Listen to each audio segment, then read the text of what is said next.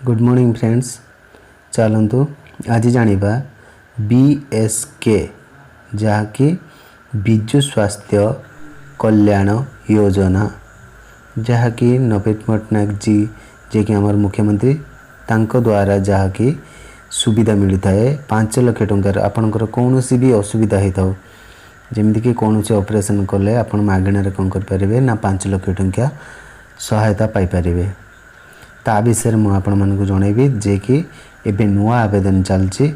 जदि वीडियो भल लगे ताहले मो चैनल को सब्सक्राइब करंतु एवं एमिति वीडियो पाइबापी लाइक करंतु शेयर करंतु एवं सब्सक्राइब करंतु। चलतु अप्लाई केमती करा जाए ता विषय मुझे आपण को कहबी। प्रथमे एटा कि 2024 रो बीएसके बा विजु स्वास्थ्य कल्याण योजना प्रथमे बीएसके सर्च कला परे आपण कौन करेंगे ना एमती गुड़े आपणकर खोलिबो।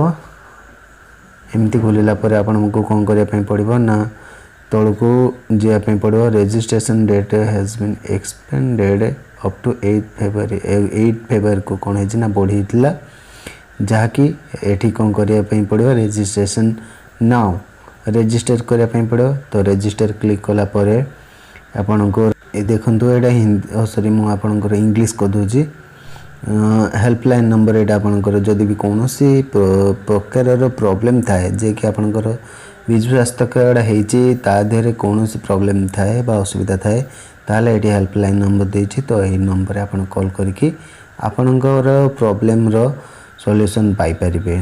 ता सहित एबे एहा परे कोन हबो ना देखंतु एठी ऑनलाइन हैज बीन क्लोज्ड हो जाइछि।